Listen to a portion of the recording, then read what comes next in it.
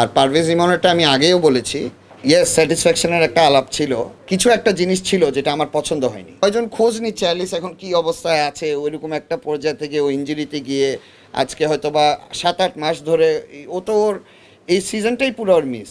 জি পারভেজ ইমন almost half পর্যন্ত আপনি একটা টাকা সে পায়নি। জি আফ্রিদির জি পেমেন্ট নিয়ে অনেক ইস্যু হয়েছে, এটা নিয়ে গভর্নমেন্ট পর্যন্ত গেছে। জি এই ব্যাপারগুলো কি বিসিবি দেয়? না, এগুলো বিসিবি দেয় না, এগুলো আমার পার্সোনাল ইস্যুস। আফ্রিদিটা তো ধরেন বোর্ড থেকে কোনো কিছু করে না, এটা আমার সাথে ব্যক্তিগত ব্যাপার। আর পারভেজ ইমনেরটা আমি আগেও বলেছি, ইয়েস স্যাটিসফ্যাকশনের একটা আলাপ ছিল।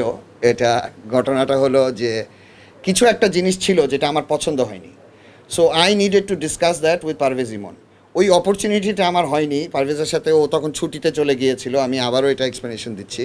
ও তখন ছুটিতে চলে গিয়েছিল, কিন্তু কিভাবে এটা কি একটা বিষয় বানানো হয়েছে, অ্যাটলিস্ট পারভেজের সাইড থেকে আমি যেটা বুঝতে পারি, যেটা ওর সাইড থেকে করা হয়নি, অ্যান্ড ডেফিনেটলি আমার সাইড থেকে করা হয়নি। কিন্তু আমাদের দুজনের একটা আলোচনা ছিল, ওটা জাস্ট হয়তো বা 2 দিনের মাঝখানে হয়নি, পরে হয়েছে, সমস্যা সমাধান হয়ে গেছে। এটার জন্য প্লেয়ারের পেমেন্ট মানে আটকে থাকবে, তারপরে আপনি যেটা বলছেন যে আপনার পার্সোনাল ইস্যুর কারণে আফ্রিদিকে পেমেন্টটা ওভাবে দেওয়া হয়নি, এগুলো কি ইমেজ নষ্ট হয় না দেশের ক্রিকেটে বা বিপিএল এ?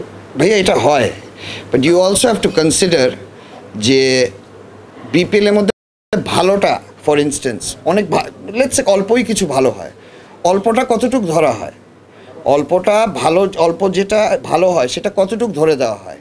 বিপিএলটার পুরো সাইকোলজিটাই হয়ে গেছে একটা নেগেটিভ ইস্যুসে, সব নেগেটিভগুলো আমি ক্ষমা চেয়ে আপনাদের সামনে বলছি। আমি এমনও দেখেছি, আমাকে যখন 46 কোটি টাকার নোটিশটা পাঠিয়েছে একজন সাংবাদিক ভাই, উনি আমাকে কল দিয়ে যখন বলছে, আমি কিন্তু আমার সাইডেটা বলেছি ওনাকে, কিন্তু উনি টাইটেল দিয়েছে এমনভাবে, যখন আমি ওনাকে প্রশ্ন করলাম ভাইয়া এটা কী টাইটেল দিলেন আপনি, তখন বললো ভাইয়া এই টাইটেলটা না দিলে তো বিক্রি হবে না, মানুষ পড়তে আসবে না, সেল হবে না, ভিউজ হবে না।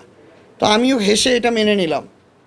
তো এটা একটা সাইকোলজিক্যাল নেগেটিভটাই মানুষ হয়তো বা গেটস একটা অ্যাট্রাক্টেড মোর। আপনি আমাকে বলেন, আমরা যেভাবে সেমিফাইনালটা খেলে জিতে ফাইনালে গিয়েছি, এটা নিয়ে কত আলাপ হয়।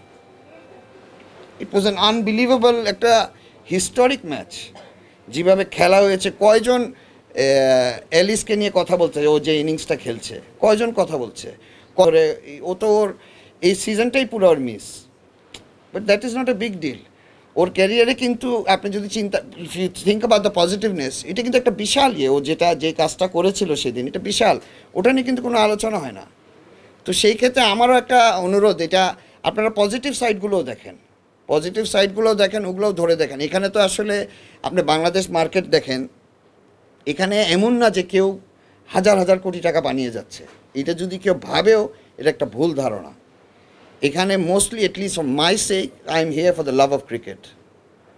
আর সমস্যা আমারও যে ভুল নেই এটাও আমি বলছি না, ভুল থাকতেই পারে, আমারও থাকবে, আপনারও থাকবে, সবারই থাকতে পারে। তো আমাদেরও ওভাবে চলতে হবে।